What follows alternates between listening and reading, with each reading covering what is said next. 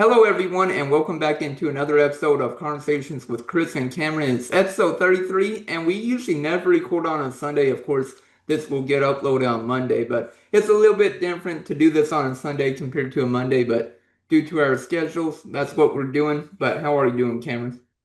Doing good, and yeah, we gotta do it on the Sunday because I'll be our conversations with Chris and Cameron, boots on the ground guy for the game in New York. So we'll be leaving in the morning, but got to get the episodes out when we can. Yeah, it's going to be a very tough matchup this upcoming Tuesday against Michigan State, and it's the basically both teams. It's the second biggest test for both of them. Of course, Kentucky versus Louisville. UK got the loss. As for Michigan State, they played against Arkansas. Of course, UK's former head coach John Calipari. Arkansas got the loss, and Michigan State got the win. So both teams they have they this is their second biggest opponent for the both of them. Yeah, and obviously Michigan State came out on top of theirs. So ours is more of like a lick back thing where ours has a little extra motivation because we have a number in our loss column already. So Mhm. this one's a little bit more personal, and we got to get them back for a couple years ago. So I expect both these teams to come fired up, and like you said, both of them being tested already. I don't think it's going to be any type of surprise by any means for either team because we've already seen them play Mhm. two elite opponents. Yeah, for sure. And then just to get a little bit of the background of the teams, of course, they have met 10 times. Michigan State, they lead the series six. They are 6-4, so they are two games above 500 against UK. The average margin of victory, though, it's been insane, 6.6. So it's always a tight game. Five matchups decided by 5 points or fewer. And then the last time UK, of course, played against Michigan State was in the 2022 Champions Classic, and Michigan State won 86 to 77, and that game was very close as well. Yeah, I was sadly in attendance for that one too in Indy. So it sucked to see that loss, but now hopefully I'm getting to see a victory and kind of wipe that memory from my brain because we get to play them in the Mecca too. So it'll be Yeah. an even better win if we do end up beating them. But yeah, it's obviously a storied like kind of rival. It's not like one of the ones that pops in our head right away when we say rivals, but it's I mean a coach that's been in the sport for a really long time, been around the game, so. Big time matchup. You got that Spartan head over there that's always going to help bring clicks and stuff too. So it's gonna be exciting. Big time opportunity here. Yeah, it's going to definitely be exciting. Two of the biggest matchups that we can all remember, though, was of course Patrick Sparks his miracle three to force overtime, and then of course that happened back in 2004, and then of course in 2019 when Tyrese Maxey had his breakout game versus number one Michigan State. It was an insane game. I remember watching it at my apartment in Bowling Green, just seeing Maxey go off, and I'm like, man, I wish I could have seen him along with Kentucky in the NCAA tournament, but sadly that got canceled due to COVID. Yeah, that play, that shot from Maxey late in that game will forever replay and Mhm. Kentucky's heads, minds, and hearing Dick Vitale make that call, like it was awesome. And then that game, yeah, like was just incredible. Obviously, like you mentioned, that team didn't get an opportunity to go and win number nine for us, but what a fun group that was. You mentioned the Patrick Sparks play, like those are plays that Mhm. two iconic plays that you'll see in like water verves. So those are just iconic, and we got a chance to add on to some historic moments in this upcoming matchup with them. Yeah, for sure. And basically, like you were mentioning earlier, UK, they are trying to get their first big win of the season. Of course, they defeated Eastern Illinois by 47 points. And, like Eastern Illinois, they aren't really that great. They are a sub 300 Ken Palm team. And basically, even with that win, it didn't really fully erase the sting of the loss to Louisville, in my opinion.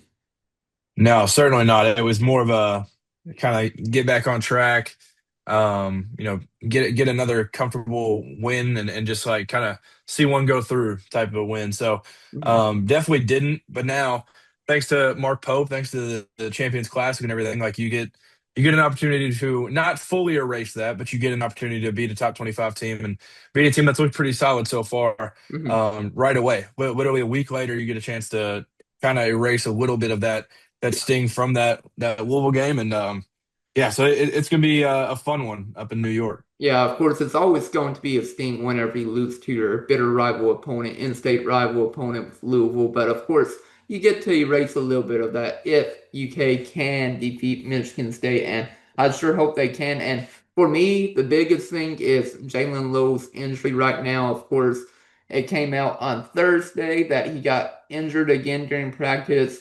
I think he was trying to box out Mo Dioubate and he injured his shoulder again. And of course, he missed the game against Eastern Illinois. And there's been some reports that he could potentially have season-ending surgery. And of course, nobody wants that as a UK fan. And you just want your team to be fully healthy. And each year it feels like we've had some type of injury, whether it be, Jalen Lowe, this year, last year, Lamont Butler. I mean, the list could go on and on. Terrence Clark, PJ Washington. I mean, the list is huge with all the injuries over the past several years. And you just want the team fully healthy. And hopefully Lowe can come back for UK, whether he missed, the whole non-conference play and comes back in January along with Jaden Quaitons. You just want Lowe to be able to play this year. Yeah, the Kentucky fan base has definitely become very familiar with the injury bug because it's been something that's been like floating around the program for a long time now. And like you mentioned, like you really just want to have the opportunity to like last year we never really know what that team's ultimate ceiling was when it came to March Madness because you never got to see a fully healthy version of it. So last year's team, maybe that is a Final Four team if you get everybody healthy and everybody's at 100%. But now you're sitting here with one guy that you already knew was going to be down with Quaintance, and then now you're getting your starting point guard out for a little bit and potentially season ending depending on what decisions they make. So it's terrible. It is absolutely terrible. And that's the reason why they built this team like Noah's Ark. It was just too deep everywhere. And now that we have Denzel proven that he can run a little bit of point, obviously it's still going to take some familiarity with him. But you have an option there, thankfully. But it does suck because I think I had picked Jalen Lowe as maybe my MVP in the Eastern Illinois game when we talked about it, just because I wanted to see that man kind of get his feet wet because Louisville was really his introduction to this season. And then you get another opportunity, and I was hoping that he'd maybe ball out in that one, and then he gets injured. So, Yeah. man can't catch a break. And it's not that he's injury prone because I've Right. seen people say that. Like he didn't miss much at Pitt. So, Yeah. I think I it's think not that. I think he missed like 2 games total his whole time at Pitt. Yeah, it was a single digit number out of his entire time at Pitt. So like it's not that it's just going to be something that's lingering around. It's just an unfortunate scenario we find ourselves in. And but the season goes on. There's no excuses. The classic nobody cares, work harder. It's just nobody cares. You can try to make the excuses. Hopefully Jalen's back, and then we'll get JQ back at some point too. But just keep going, keep going. Yeah. You got another big time opportunity this week, and Mhm. these games don't get an asterisk by them just because you're missing a couple guys. Just go out there and win it.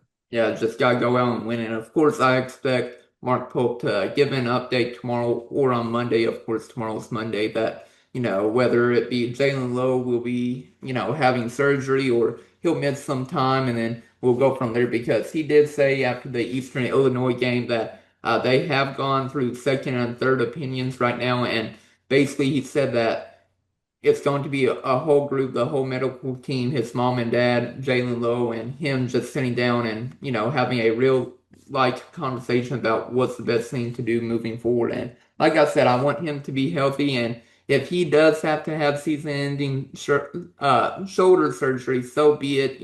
Like next man up, like Denzel Aberdeen, he proved that he can run the point guard position during that Louisville game, going off for I think 27 points. So with Denzel Aberdeen, I do expect him to take over the point guard position if Lowe is injured and out this year.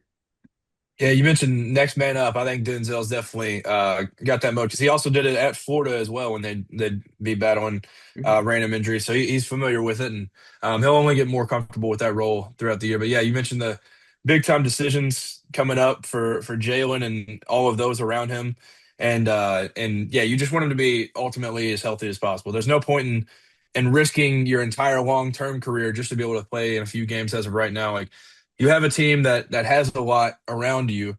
So don't force anything to, hurt who you are outside of basketball and hurt potentially what your future looks like as an overall perspective. So definitely just make the correct decisions. And if there's any hesitancy, then just kind of lean towards that surgery and get healthy. But Yeah, next man up. And I know like we've not seen the most beautiful point guard play out of Colin Chandler, but Huh? maybe you do get something. And I know Jasper struggled a little bit against Eastern Illinois, trying to kind of play a little bit of a point guard role in a way. But like Denzel's done well. Maybe Jasper continues to figure it out or something. And but we'll be fine. We'll be fine. Yeah. Just definitely need to make sure um, Low is healthy as possible going forward. Yeah, for sure. And to just talk about a couple more things from the Eastern Illinois game, from what Mark Pope had to say, and then we'll get into previewing Michigan State. But he got asked at the end of his press conference on how he feels about this year's roster if Jalen Lowe were to miss the year for Kentucky. And Pope said, "I'm really confident in the group that we have. I like the group we have a lot. I think we have so much growing to do.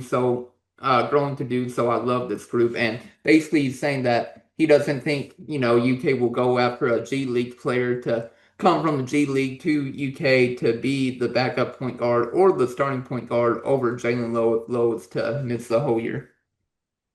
Yeah, that's it's definitely like a Pope thing. Of always recent like interactions with media have been very Pope, but I do like that he's fully in the boat of like I like my squad. We're gonna keep rounding it out with this team, and we built this team with the potential unlucky chance that maybe injuries do happen where we have all this depth across the board. So I like that he's kind of riding it out with these guys, and that's how it should be, I think. I agree with you on that. And of course, he also spoke very high, like you were mentioning about Jasper Johnson too. He was saying that Jasper Johnson could run the point guard position if he wants to.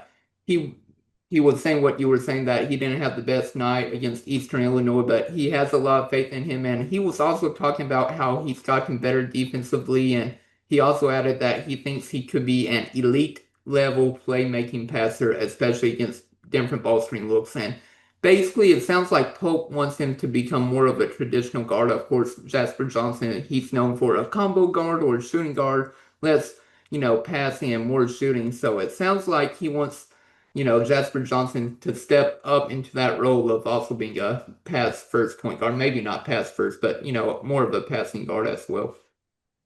Yeah, and that's something that I think would only help him going forward too, because like the NBA is gonna like the fact that he can play make a lot more than just being just strictly a shooter. And like you see that with a guy that we've kind of compared him to a little bit with Rob Dillingham. Like he didn't get to go to the league and just go out there and just shot chuck. He had to kind of fit into a role. So I think that'll help Jasper going forward. But yeah, I think like and you can see the flashes of Jasper being really good. Like he'll check in and he's thrown multiple lobs Mhm. to Malachi. And he'll make like great reads sometimes, but then he'll like almost stare down who he's trying to pass to, and people were able to jump those. So those he's definitely gonna have to kind of fill it out some more, and it's not gonna be easy because you're getting thrown into um, a Division I high level playmaker right away. So like it's not gonna be easy, especially this game coming up. But yeah, it's gonna be cool to see his growth just as a playmaker and facilitator for this team, and Yeah. I'm excited to see it because you can see the flashes of it.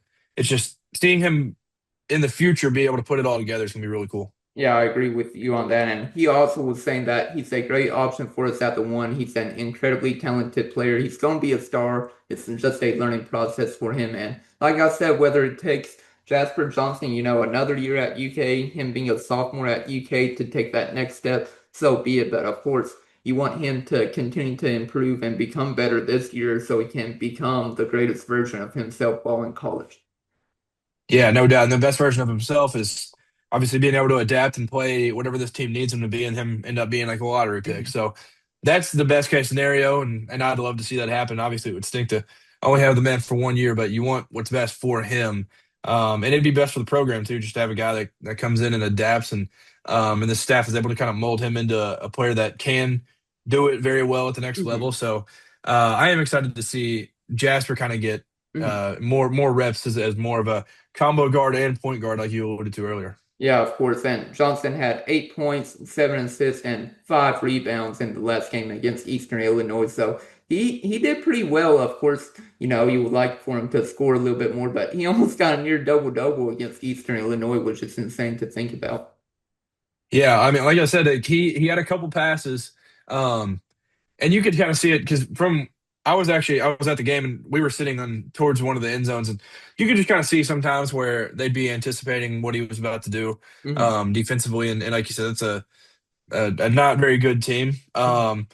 But that's obviously that those are still Division One athletes and those guys are able to predict that stuff. So it's going to be a growing season for sure. But you get a good mix. I love how our schedule lays out because you get a good mix of playing some of the best in the country, and then you also get a mix of playing some bad teams that you can kind of fill it out with. So Yeah. he's going to have plenty of opportunities, unless some miracle happens and Jalen Lowe comes back and he's like back to essentially 100%. Then Hmm. you'll get to see a lot of Jasper Yeah. playing some point because Denzel he is incredible, but he's also not superhuman, so he's not gonna be able to play 40 minutes a night. Why can't he play 40 minutes a night now? Yeah. No. I don't know if he'd be able to walk off the court. We'd have to get a wheelchair for him or something. Yeah, for sure. Yeah, I'm just joking about that. Of course, I know no player should play 40 minutes a night for sure. Like at max, star players, yeah, they get about 30 to 35 minutes a night. But of course, with Mark Pope's team, since it's so deep, he's only playing players at max, probably, at max, I would say 28 minutes, but more like between 20 to 25 minutes a game. Yeah, I was shocked. I think Jalen ended up playing 30 minutes, but he came off the bench. It was Yeah, crazy against I- Louisville. So, against Lou. like, yeah, it is interesting. Like, yeah, most of the guys will end up playing about 20 to 25 minutes, maybe. Mhm. Some of those top guys, but like they did the minutes get split very, very even. It was just interesting in that one because it was a Louisville game, and you obviously had to have a point guard out there like almost all time. So, yeah, the guys kind of got hoisted into different roles in that one and played a lot more than Yeah. usual. Yeah, well, let's transition a little bit from Denzel Aberdeen to now talking about Mo Diabate and Otego Way. So Mark Pope got asked about Diabate, but he also added in about Otego Way. He said, him talking about Diabate and Otego Way should be vying for the best defensive players in the country right now. So far, they haven't been close, and that's okay. But like for us to be great, they gotta get there. And I do believe that they could easily be, the best like defensive team in the nation, the country, and they just have to show up. Like for Diabate, I saw him like getting his hands, like he didn't get a lot of steals. I think he only got two steals against Eastern Illinois, but he was actually trying to, swipe his hands to try and get some steals. And I was proud of him with that. But for OA, he's been getting more of his steals off the ball. And I just wish he could be better of a defender, once it's on ball because you see him, he goes into the paint sometimes and then his man is at the 3-point line. They pass it over to him, and then they're wide open for a three, and they make it. I'm like, oh wait, play closer to your player. Yeah, yeah. You mentioned like Mo being able to be kind of a deflector with passes and different stuff. And I've seen that like with a lot of different guys. I feel like there's been a lot of deflections, especially this Eastern Illinois game. It felt like there were 20 times where the ball just got like tipped up because of like one of our deflections. It just go like soaring up in the air. And but yeah, Ole's definitely had like a little bit of a problem with that. And that was early on in the Louisville game. It was very apparent. And then throughout that game, it was apparent with him like not that he should be like hugging his man, but especially when it's a team like Louisville where they're probably going to shoot as 30, a team, 35 threes like a game. yeah, and they're going to shoot very very efficient with it. Like in like the growing up playing basketball, you're taught like go sit midline if you're like three or more passes away. In those type of games where it's a team that they have one goal, like Alabama for example, we could play them like not hug them, but trust that your guy can stay on his over there a little bit and maybe give him a step and just kind of move a little bit closer because that was a big problem. They continued to get if it wasn't wide open, it was a late closeout, which is essentially wide open when it's a team that can shoot that well. So I am interested to see how we play Michigan State because like they're not good at shooting at all. Like Yeah. they are. It is crazy in a week you're playing the complete polar opposites Hmm. between Louisville and Michigan State. So I'm interested to see what Owe how he looks defensively in this one. Yeah, so am I, of course. Diabate had 20 points. I'm pulling up the stats again. Yeah, he had the team high 20 points along with 11 rebounds and one assist. So he had a double-double for UK. That was pretty great. And then for OA, he had 12 points, three assists, and two rebounds. And he did not look again like himself in the first half against Eastern Illinois. He came alive to begin the second half. But like after the first 2 or 3 minutes, like he slowed down again. I'm like, I just want Owe to, like I know you can't play 100% during the whole game because you get tired and everything, but I just want to see Owe near 100% like the whole game and not, taking time off during the offensive side or, playing off his man so much. Yeah, definitely. Mo, he definitely needs a big like shout out because it was he completely took over that game, and it wasn't even that it needed taking over, but he just dominated time and time and time again. I feel like it's engraved in my brain for the next little bit that like him bullying his way in or getting a rebound and pump faking, getting a guy in the air, laying it in, and then he'd like take the ball out the rim and like place it, and he'd be on ball like guarding like on the inbound. Like it was over and over and over again. You'd see that, and uh, and it was very incredible. But then you mentioned Owe. I was excited to see because the crowd got very very excited when he was getting his breakaway dunks and stuff. So you could definitely still see there's some negativity around the fan base Twitter wise, which that's not how the actual fan base feels. But there's some people where they're like we need to have an Owe talk, and I'm just like whatever, man. Like, but when you go to the game, you can still see there is nothing but hope and still optimism for Owe. And you could hear that with the starting lineups. You could hear that with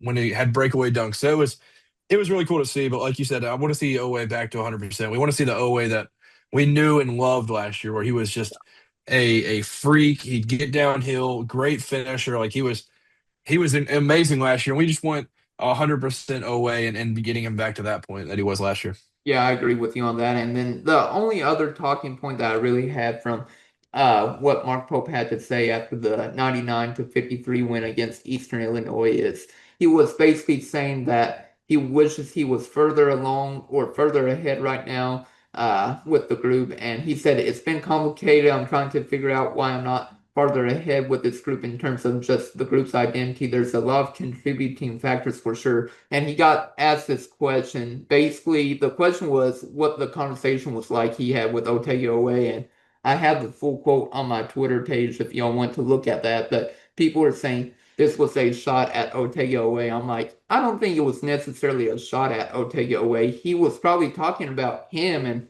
a couple of other players, basically like for Otegoe, like stop shooting so many threes. Like you shot 5 or 6 against Louisville, just continue to attack the rim like you did all of last year. We don't need you to shoot 5 or 6 threes a game, unless you're making them, of course. But I guarantee he was talking about other players as well. I mean, like he talked about Dioubate being more of a defensive presence as well. So he was definitely probably talking about a few players, but everybody was saying like, oh, this was definitely a shot at Owe. Yeah, I have two things I want to point out with your the first one that you mentioned where Pope said that he wishes he was further along with this team and all this stuff. Like, so there's two things, and both of them are off Twitter, and I don't remember the second one, but the first one, Jeff Goodman put out that Mark Pope was like spoiled with who he had last year, like the maturity that that team had. There was every single dude. They were almost. It felt like it was an entire team of one and dones, but they were like senior one and dones. Like they were all tons of college basketball under their belt already, and so he was making a tweet, kind of alluding to like, man, he was just kind of spoiled last year. Like that was an elite team that just kind of he brought in year one and it was kind of easy in a way to lead that team a little bit early on and now he's getting to see where he brought in a lot of younger guys and he's playing. I mean he's sprinkling in a European that is completely different, like just the way that he's grown up, like everything is a whole lot different on this team.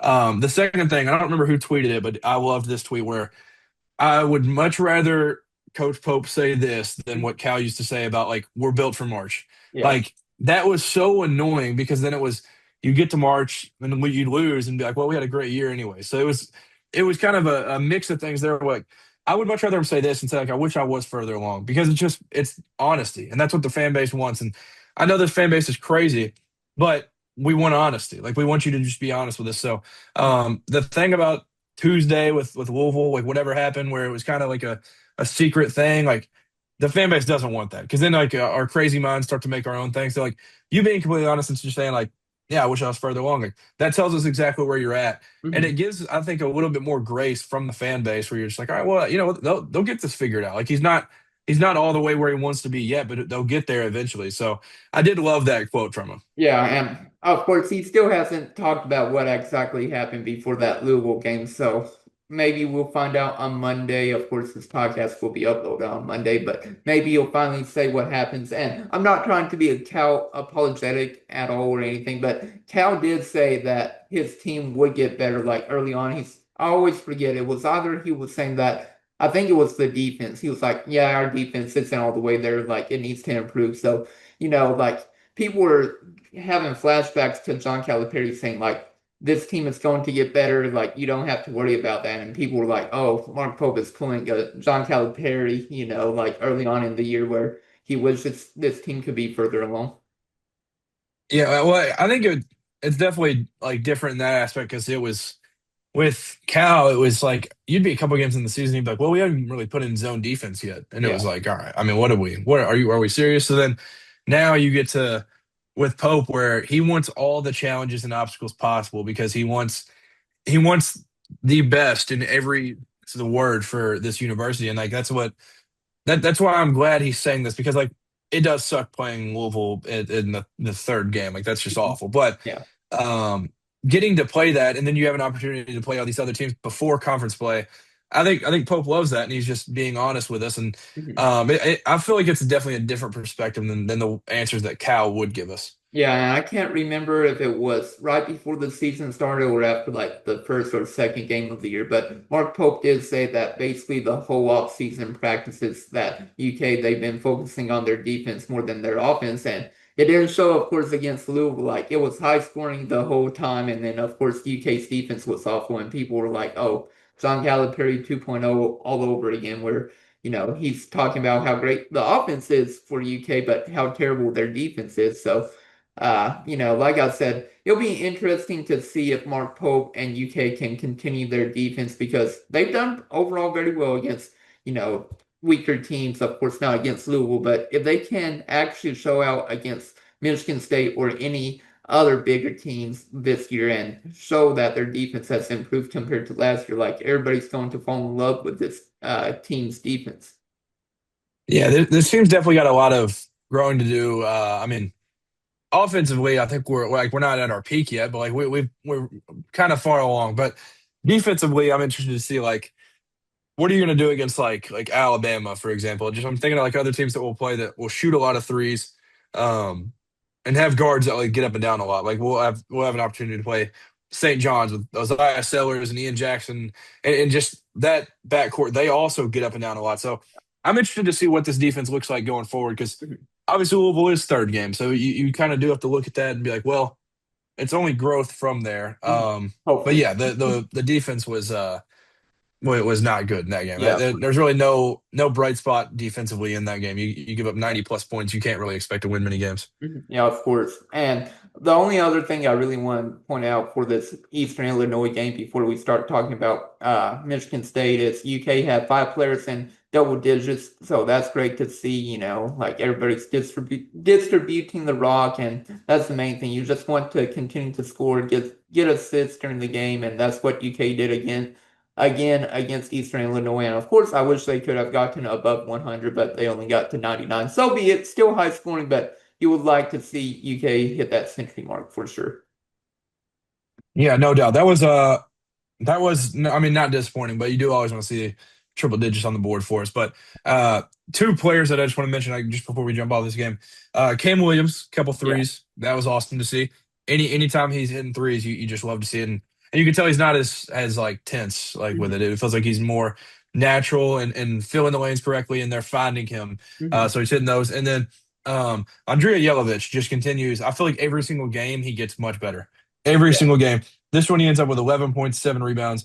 It feels like he just goes and he's way more comfortable. Like Yeah. More he natural. just it's natural for him. It's like defensively he's impressed so far, but he feels like offensively he continues to come along and along every single game. So I'm excited to see what he can do just front court wise because I mean outside of Diabate, I would love to see like him at the four. Like when JQ's back and you have Hmm. a guy that doesn't really he can't step out as much. Hmm. And you get an Andre that can space the floor. I'd love to see him maybe play those 4 minutes and whenever even when JQ's back and maybe you have a mix where Andrea has this crazy spark offensively.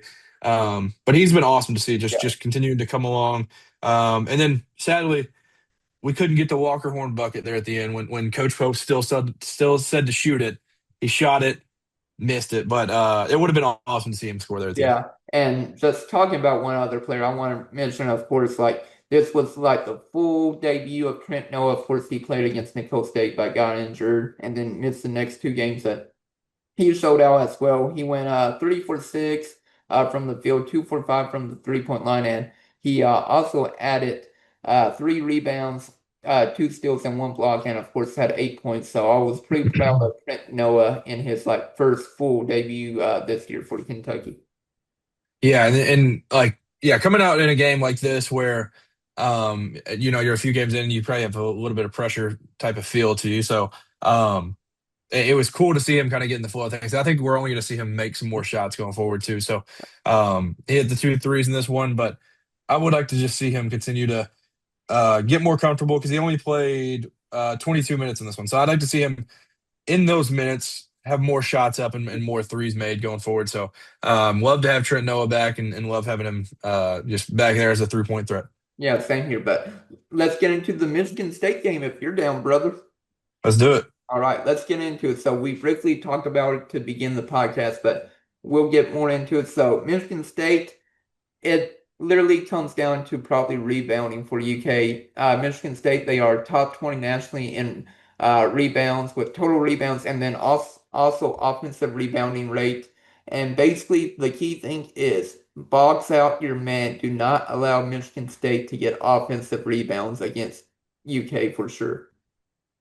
Yeah, rebounding is like Tom Izzo's middle name. So that's been the thing his entire career that they've made their money on with getting rebounds and offensive boards especially. So that's definitely going to about to be the key piece because they play big, like they play a big lineup too. So I am interested to see like how the rebounding looks in this game because we rebounded all right, Hmm. but now you're getting your real rebounding test where there's Hmm. not many teams in the country. I think Gonzaga is also going to be tough for us, like on the boards a little bit, but this is going to be the biggest test rebounding wise and maybe front court wise that we'll get to see all year because they have an elite front court and we'll get to see a lot of bigs playing in this one. We'll get to see who can really go through the physicality and get these boards this weekend. Yeah, for sure. And then some players that you should watch for Michigan State, Coen Carr. He's only 6'6" a forward, but he's just crazy athletic. It's insane. Like I remember I watched a highlight mixtape of him before the season started. I'm like, I've never heard of this player before. And then I started to read more into him and everything after I saw that highlight tape of him just blocking shots, getting rebounds, getting uh doing everything on the court. And so far this season, he's already averaging 11.7 points per game, 5 rebounds, and 3.3 assists per game. And I feel like the perfect matchup for him would probably put Mo Dioubate on him, I feel like. You hadn't heard of Coen Carr before this year? No, not until I saw that highlight mixtape of him on Twitter. It was insane. Yeah, I remember. Which I do my own like college basketball stuff on the side, but I remember like his freshman year. I want to say it was like the dunk contest was the first time I really got to like hear about this man. And it was unbelievable. I think he has a 51.5 inch vertical. I think it's like tied for the world record within athletics. Like so, he is insane because this Yeah. is a team like outside of him, they don't necessarily play above the rim a whole lot. Like they're similar to Purdue in that aspect where they have just a lot of like skilled players and but then they just drop in. They have another freshman, Cam Ward, that's Yeah. also he can fly. Mhm. But Cohen Carr, freak of an athlete. I mean, he is crazy, and he's like the type of guy that flips an entire crowd. So I'm interested to see like if we're able to stop any like time they get out and run a little bit because they do play kind of slow, but like they'll get out in transition and let him fly from like the 3-point line. But Mhm. he'll also cut baseline a lot. They'll throw lobs. That he gets put back dunks all the time. Like that's definitely one to watch out for because he's just insane. Yeah, he's just insane for sure. And for him as well, he made on SportsCenter top 10 plays. He had 3 dunks in the top 10 plays last week. Insane to think about. It was number 7, number 3, and number 1 for him. And I'm thinking to myself, why couldn't you just have like all, 3 dunks into just one play? But just insane to think that he had 3 top 10 plays in just one ESPN top 10 show. Yeah, yeah, I mean that's him. Like he's literally the type of guy that you would nickname like a walking highlight. Like Yeah. that's exactly what Coen Carr is. Yeah, for sure. But he's definitely not a three-point shooter, but you just have to watch No. out for him because, if you're attacking the rim, he's going to come out of nowhere, block your shot, or, of course, if there's a fast break opportunity, they're going to throw the ball up for him for a lob, and he's just going to be extremely athletic for UK, and they'll have to figure out a way to guard him. And I feel like probably Diabate would be the best matchup for Carr. Yeah, it's definitely gonna have to be somebody that's like not necessarily, but like face guarding in a way because he's just like a back cutting fool. Like he just back cuts all the time. He'll face cut. He's got such a quick burst to him too. Like his first step, like if you're not like head on a swivel watching him the entire time, like you'll just look up and he's like above the rim punching one home. So I would probably agree with Diabate being the one for Cohen Carr, but like yeah, he's just crazy. He's unbelievable because it's not even that he's not one of those guys that just like you just see with like crazy vertical. They're just super skinny because he's like built too. Yeah, So he's just he's blessed. he's a monster. Yes, he's a monster. Yeah, for sure. And then let's talk about Michigan State. They aren't a great three-point shooting team. Only two players above 25% from the three. They rank 294th in three-point attempt rates and then 343rd in three-point percentage. But their offense, they mainly rely on ball screens, dribble handoffs, rim pressure, and free throw attempts for UK. And basically, for them, is for UK, they have to clog the paint against Michigan State, I feel like. Yeah, definitely. Because like I said, they have the front court that they've had for a couple of years now with Jackson Kohler and Carson Cooper. So that duo right there, that's two just units that take up space and yeah, clogging the paint because like you mentioned the 3 points, like they don't hit them and they don't take them. Yeah. So they get downhill. They figure out just different ways to create any advantage to be able to get their feet in the lane and score that way and get putbacks, get offensive rebounds and stuff. So I would agree, definitely clog the paint in this one. Make them beat you from outside. Yeah, basically for sure. And I think for UK, this will be a major test on how they can guard against ball screens because they did awful against Louisville. They had so many open looks from the three-point line. And of course, Louisville, they were making them for majority of the first and second half, but then they started to go ice cold. They started to settle from the three-point line. And that's one of the reasons why UK was able to make that comeback to get it down to 4 points against Louisville. So for UK, they just have to make sure they're better at guarding the ball screens because you don't want to, again, get down 10, 15, 20 points, whatever it might be against Michigan State. You want to be able to either keep this game close or, for UK's sake, blow the lead out and be up 10 points for a majority of the game. Yeah, and I feel like this is definitely the game to do it too, because like this is a team that I think if you get out and run right away, then you'll be Mhm. comfortably up. And they're not a team that not that you don't have to worry about them once you not that it's like over once you get the lead, but like the 3 point shooting, it would take a miracle for them to end up coming back. So yeah, this is one that I'm interested to see like the mindset and kind of what type of impact that we like take on them right away. Just like I want the starting lineup. I just want them foot on the gas, transition buckets, quick points, all this, and then sit down and guard them in the half court Yeah.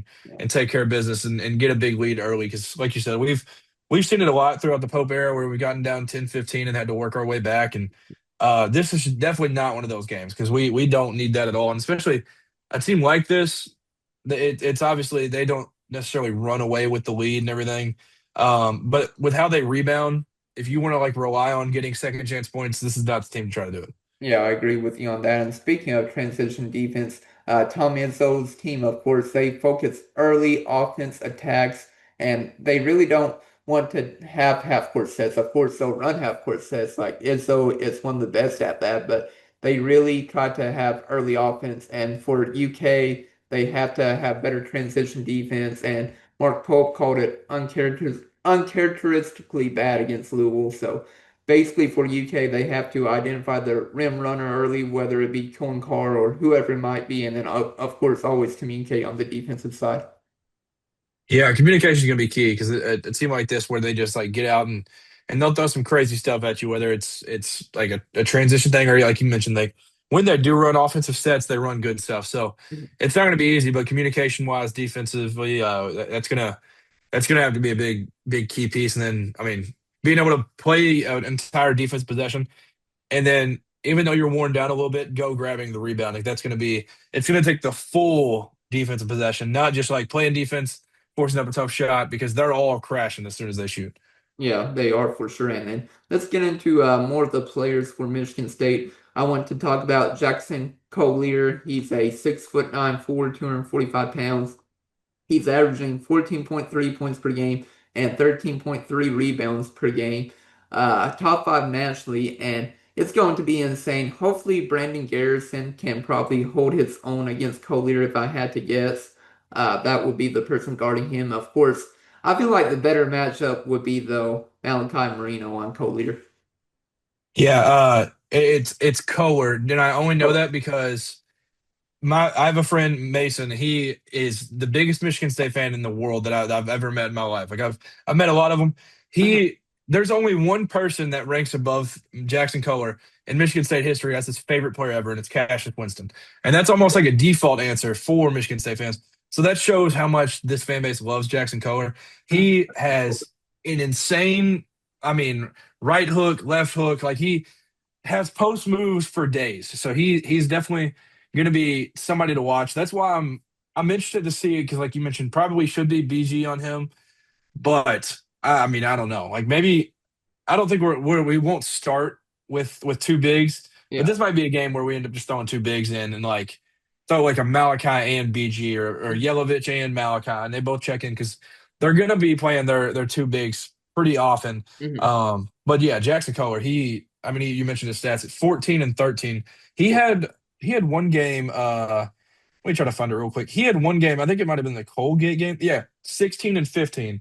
And then his last game, he had 17 points, 18 rebounds against Yeah. San Jose State. So he fills it up, points and rebounds, and he gets his points very, very old fashioned. He's definitely an old fashioned big, but Mhm. he's definitely the one we got to watch because he's the Michigan State through and through. Yeah, and I feel like Moreno would be the perfect matchup on him. Like, of course, I don't think Moreno will start. It's insane what Moreno is doing though as a freshman. Like, I did not expect him to be this talented so far into his early collegiate career. I thought he might have been a little bit more of a project. I thought Garrison was going to take more of a next step whenever he was coming back for his second year at UK. Like, I was expecting Garrison to not be putting up a lot of points, but being like a 10 and 7 type of player, like 10 points, 7 rebounds. And so far, Garrison really hasn't shown that. And Moreno has, I feel like, been the better player over Garrison.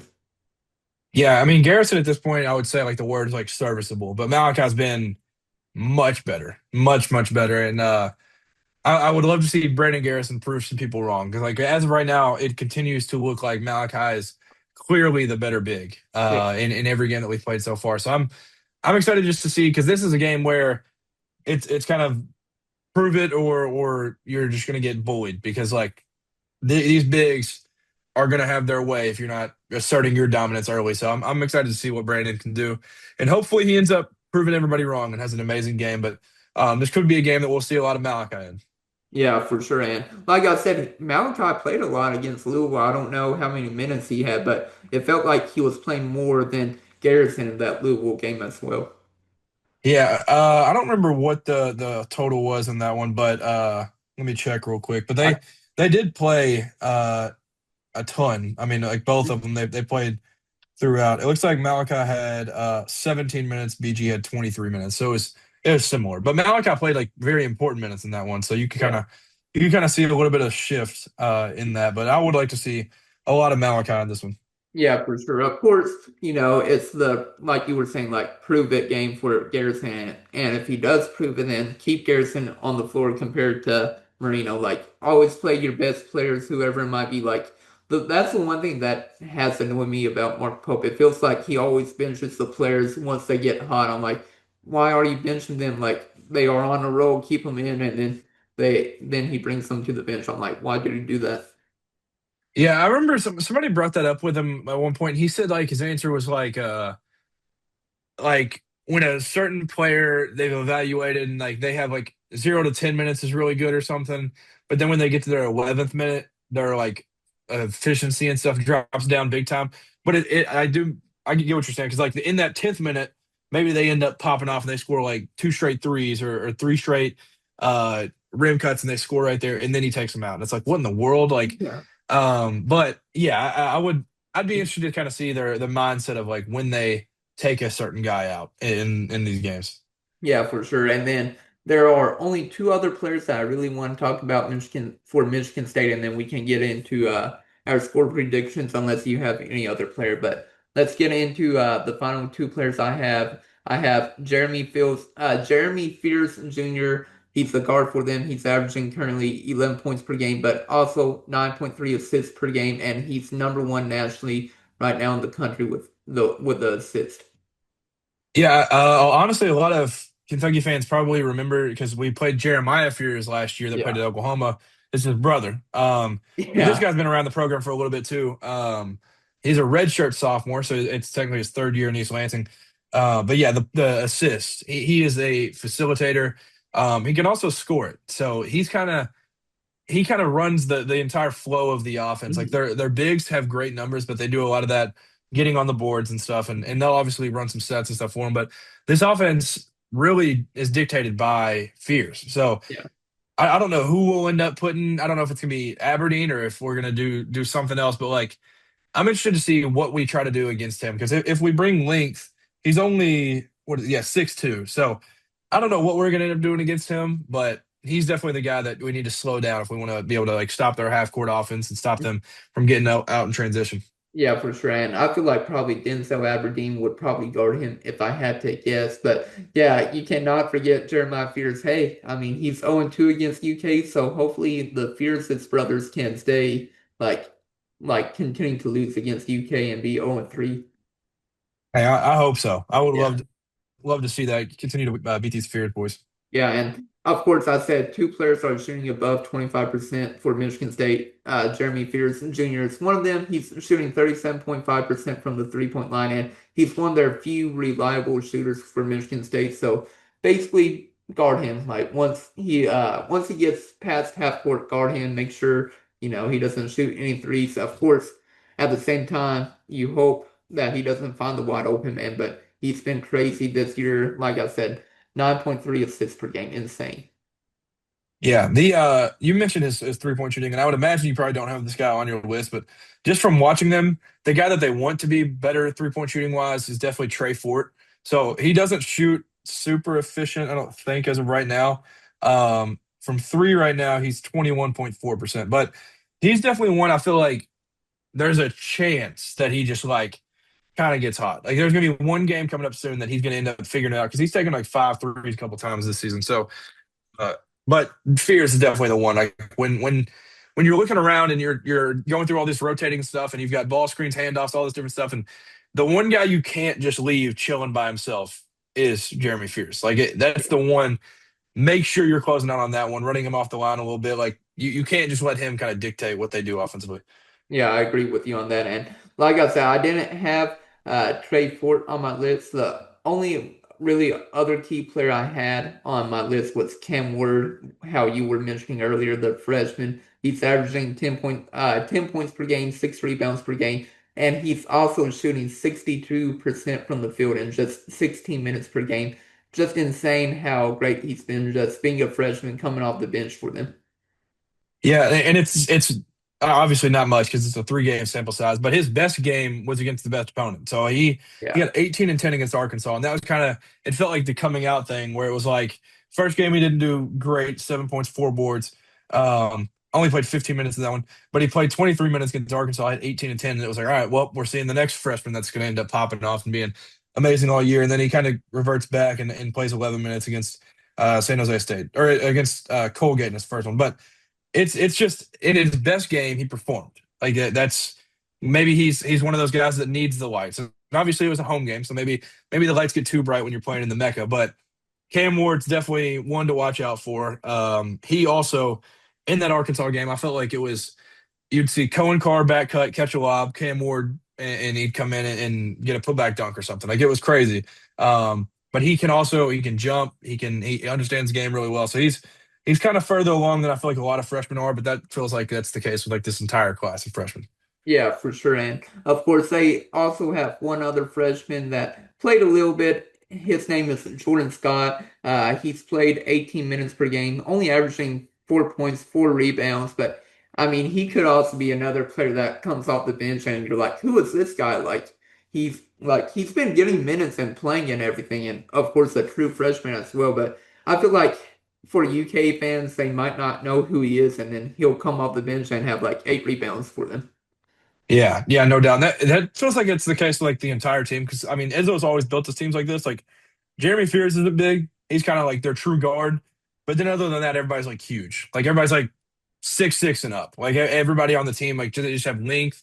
They'll grab boards, all this different stuff. So I'm just excited because like that's kind of we're built that way a little bit. Like everybody on our team is pretty long, lengthy, tall. Like I'm very interested to see like what this matchup looks like because it's a two teams that are freakish in size, and then we'll have to see like we're playing one of the best rebounding teams in the country, and they use their length and they use it like perfectly. So it's gonna be fun because Jeremy Fears is like really their only guard, so we'll get to see kind of like what we do against these big boys. Yeah, they have really a short rotation. Their starters have been for the year Jackson Kohler, make sure I pronounce his last name right. Yeah. Jeremy Peters Jr., Trey Fort, who you mentioned, and then of course you've got Carson Cooper and then Coen Carr as well. So those are their main starting five. And like I said, Trey Fort, he hasn't been the best for them this year. I know you mentioned him. He's been averaging 17 minutes per game, but only averaging 5 points per game, along with 2 rebounds, and not really. He doesn't really dish the ball as well. Has less than assists, 0.3 assists per game as well. Yeah, he's definitely a kid that like I feel like there's just gonna be one game soon because it feels like not that they're like force feeding him, but it feels like he's supposed to be the one that can shoot on this team. Like Mhm. last year they had Jace Richardson. He was the one that like could just go get it off the dribble. He could shoot. He could just do all these different things. But like now this year, they don't really have a necessarily a go-to shooter, and you don't really want like your true point to be the one that can just make the three. So I feel like they're trying to get Trey Fort into that role a little bit, and I think it would definitely benefit them in the long run. But Yeah, I feel like I'm just hoping this is not the game that yeah, he doesn't same, because like same. it feels like there's so many times where like we kind of like look at certain guys on the roster, we're like, I mean, I hope he doesn't, and then they end up doing it. So, Yeah. yeah, hopefully we can continue to limit him and not have him have a great game.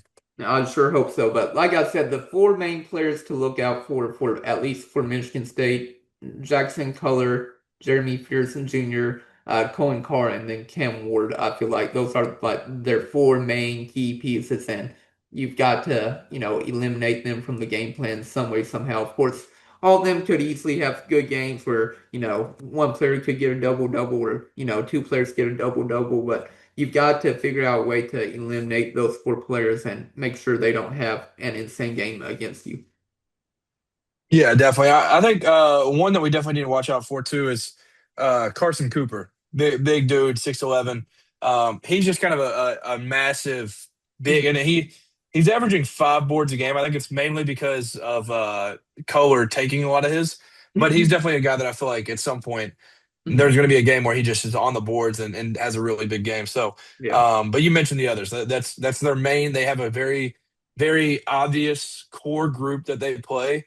Mhm. And so, I mean, it helps us, but it also they know what they are, they know who they are, they know what they're trying to do. So that can hurt you at times too. So I'm excited for it though. It's gonna be fun. It's a team that knows who they are. They have their own identity, and they've already picked up one big win. They're definitely trying to come scoop another, but we're trying to get back on track. Go ahead and scoop a big time win in New York. Yeah, and they have 8 players who play over 10 minutes a game. Of course, their main players, like we've been mentioning, Jackson Color, Carson Cooper, Cohen Carr, Jeremy Pearson Jr., Cam Ward, and Trey Fort as well. So those are their main players that they play a lot. They've also been playing Kurt Tang a little bit, so you know it'll be an interesting matchup. Like I said, the main key for UK is make sure you get all the rebounds you can because Michigan State, they love to rebound. They had 19 offensive rebounds against Arkansas, and basically you cannot have that. Of course, UK struggled against Louisville with that, where Louisville had a couple offensive rebounds during the possession. So I'm like, just grab the ball, please. So hopefully UK can figure that out against Michigan State, though. Yeah, they definitely feast off getting rebounds, and especially offensive rebounds, because they have the bigs that just kind of can put them right back up and get to the line and do all those things. So Mhm. that's definitely going to be the key point for me too. Is just like go get rebounds and Yeah, go snag the rebounds because that's going to be the biggest key in this game. Is like if we can dominate the glass, and it's not like we're just going to go in there and just like absolutely own them on the glass, but if you can kind of keep it even, I hmm feel very comfortable with how we'll end up. I think if the rebounding battle ends up being like. similar, then I think we'll be chilling. Yeah, like if it's like UK 43, Michigan State 40 rebounds or something during the game. Yeah, if it's something similar to that where you're within like single digits even, like I think I'd feel pretty comfortable because we'll Yeah. be able to score and do a lot that they aren't necessarily good at. Yeah, sounds good. And then, of course, the game is Tuesday at 6:30 p.m. Eastern. Of course, you're going to be at the game, Madison Square Garden, New York City, and the game will be on ESPN. The announcers are Dan Schulman, Jay Billis, and Chris Budden as well. But do you have anything else you want to add before we get into score predictions? And then, of course, our MVP for the game.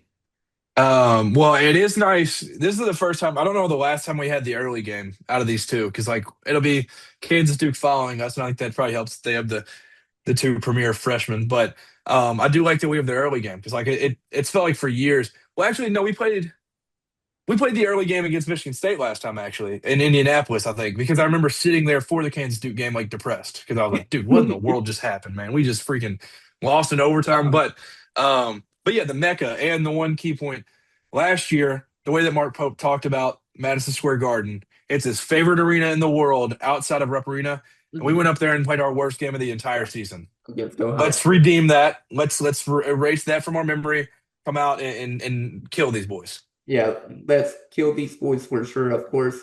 I'm hoping UK can play better than they did last year at Madison Square Garden because the Ohio State game, it was awful and everything. Like, I want UK to win this game. Like, I actually want to get the first big win of the year. I wanted to get that win against Louisville. Of course, that didn't happen, but let's get the first big win against Michigan State. Yeah, yeah, we need it. We need to redeem what we did last year. That was very, very poor last year. It definitely was very poor. So let's get into the score predictions of the game. So I think it's actually going to be low scoring, not too crazy low scoring, but I'm going with UK. They are going to win in a barn burner. Low scoring a little bit, but I'm going with 77-73 UK. I feel like they somehow get this win in Madison Square Garden. UK gets their first big win, and I'll go for my game MVP. Let's go with Otegaway. He finally breaks out. He's going to get. I'll go with. I'll say he'll have 18 points along with 5 boards and 3 assists, and then I'll throw in 2 steals as well. So he's going to do a little bit of everything for UK, and UK gets the win against Michigan State. Okay, okay, yeah, I think similar to how you were thinking, but I would love if Owe became the MVP and we kind of get to see the old Owe back. But I'll go 78-68 Cats, where it ends up. It looks comfortable. I think there's probably some free throws and stuff at the end, but it's like a battle throughout the game for sure. But my MVP is a guy that he got a bad rep because of a game this past Tuesday. Not a great one, but a kid that, even though it didn't count, the exhibition game against Purdue, he shined. Jasper Johnson goes up to New York. Lights are extremely bright, and he's gonna shine. He's gonna have an amazing game. I don't know if it's gonna be with threes, with getting to the rim, getting to the line, whatever it's gonna take. But I think he's gonna be a big key piece in this. He's gonna have a few different assists throughout this game that will be flashy, but very important when he does it. And I think he's going to be able to fill up the board points wise too. So I think Jasper Johnson, my MVP, going up to New York against Michigan State. Dang, hopefully you're right about that. And wow, a 10-point blowout for you as well. Well, I think it'll be probably like five or something, Yeah, five or and then free six, and then throws. there'll be some fouls at the end. And we'll let some free throws there. Like how I predicted last week against Louisville. Of course, it was the complete opposite. Louisville won by 8. I had UK winning by 8 last week against them. Yeah, yeah. That one. I'm hoping that this one is somewhat comfortable, but I was Mhm. trying to see if there was any like Uh, betting lines at all. I was looking too, but I don't see anything. They'll probably come out either late tonight or tomorrow morning if I had to guess. Yeah, probably so. I was trying to see. Yeah, I can't find anything on it, but it looks like the uh I've never even heard of Haslametrics has the Cats winning 81-72. Ken Palm has us winning 80-73. And then Bart Torvik has a one possession game in favor of Kentucky 76-74. And then Evan Maya, his was 77-73. So like right where we predicted Yeah. in the 70s or low 80s, it seems like is where like all the predictions like have it. Yeah, it's just because, like it's the polar opposite, like you were saying last week. Like UK, Louisville, they have great potent offense. Meanwhile, Michigan State, they don't really have a great potent offense. Like they can score if they need to, but they're more known for just defending and then just trying to get fast break scores. Yeah, yeah, it's definitely a big time opposite, and it's crazy that you get these two teams within a week of each other because you had to prep for, I mean, like the 2018 Golden State Warriors last week, but then this week you got to prepare for the '04 Pistons. So Yeah. it's going to be completely different, but I'm excited for it because you're going to see like, I mean, this is what the tournament looks like. You get to go against all these different types of teams. So quick turnaround, but big time opportunity this Tuesday. Yeah, for sure. Hopefully UK can get their first big win of the year. I'm pulling for them, and with you being in the building, hopefully they can win for you. Yeah, I'm hoping so. I'll be honest, like this. Me and my friends, we've gone to the State Farm Champions Classic for a minute. We started in New York with Duke, and then it was Indianapolis, Michigan State, and then it was Chicago, Kansas. It was a bad start. But then Yeah. we go to Atlanta last year, beat Duke, favorite game I've ever been to. Hopefully, we can continue to redeem this, and like maybe Pope just ends up. I mean, especially with the what'd you say? It's 6-4 all time against them. Six So and four, yeah, Michigan yeah, State. so we need to get another one and eventually get over the hump and have a winning record against them. Yeah, for sure. But hey, you gotta get that red off, even though it's WKU. Yeah, this is WKU. Just in case you were wondering, I didn't even realize it. And we started filming. I was like, "What am I wearing, dude?" Like, Yeah, but I was at in Bowling Green. I was at the house yesterday, so had to rep the tops for a little bit. yeah, But it's always Go Cats. It's always yeah. always blue. Go Cats for sure. Of course, I went to WKU, my alma mater, and I enjoyed it. The 4 years I was there, Tyson Helton, he's done insane things while there, but I'm proud of how well WKU has been doing this year. I think they're 7-2 after they defeated MTSU yesterday as well. There's still like an outside shot at these boys actually like making like a playoff right? Because the AAC is like shooting themselves in the foot. Like Yeah, they just continue. Like Navy beat USF yesterday.